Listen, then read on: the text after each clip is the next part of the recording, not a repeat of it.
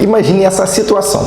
O paciente chega na sua clínica com a seguinte reclamação: eu preciso de uma prótese fixa para substituir uma antiga.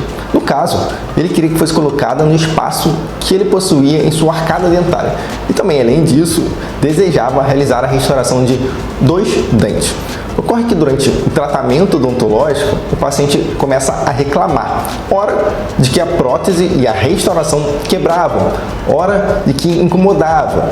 Enfim, ele não ficou satisfeito.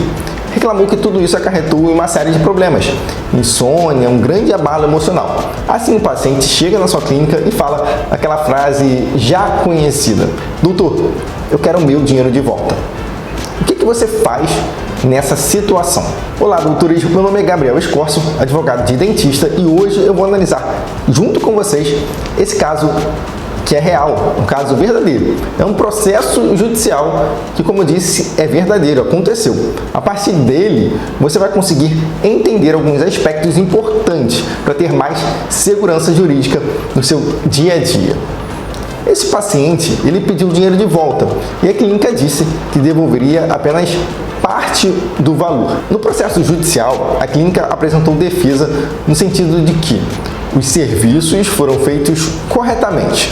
A prótese que o paciente reclamava que tinha se quebrado, até se quebrou porque seria uma prótese provisória e não definitiva, tendo uma duração média de 6 meses, e que isso teria sido informado ao paciente. A clínica também alegou que o paciente tinha bruxismo, e isso acabou contribuindo para a fatura da prótese provisória. No processo, então, o juiz acabou perguntando as provas que cada uma das partes queria produzir. E a clínica, ela decidiu não pedir a produção de prova pericial.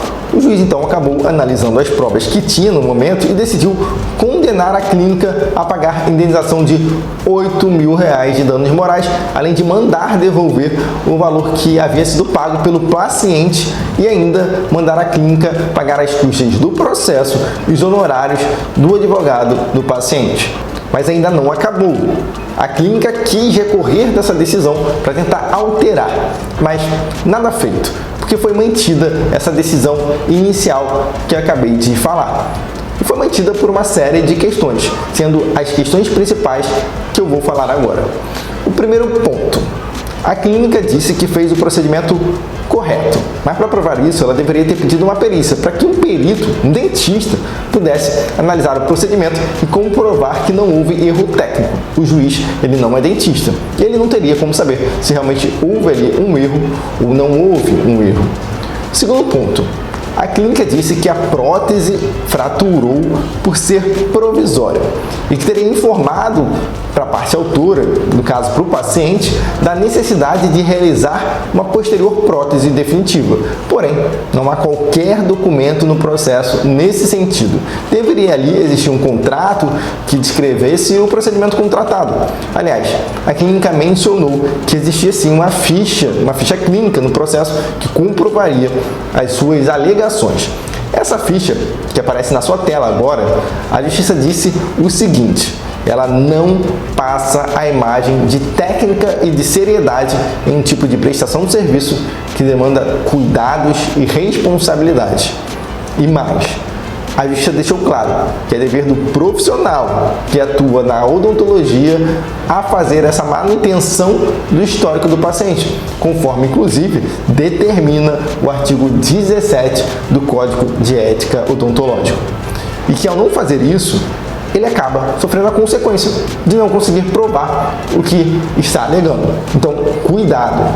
Eu sei que muitos profissionais ainda usam apenas essas fichas achando que elas servem de algo, de alguma prova para uma defesa em um processo judicial. Terceiro ponto: a clínica disse que a paciente tinha bruxismo e que isso contribuiria para a fratura.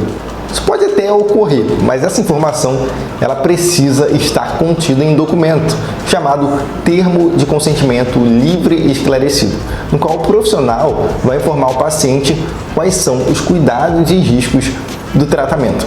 Sem a assinatura do paciente nesse documento, fica muito difícil que o profissional consiga provar que informou acerca da necessidade, por exemplo, do paciente usar uma placa de bruxismo. Portanto, esse caso demonstrou a importância do prontuário do paciente, em especial aqui a ficha de evolução do paciente, em que você vai anotar e registrar todos os atendimentos, faltas do paciente, enfim, é o histórico do paciente.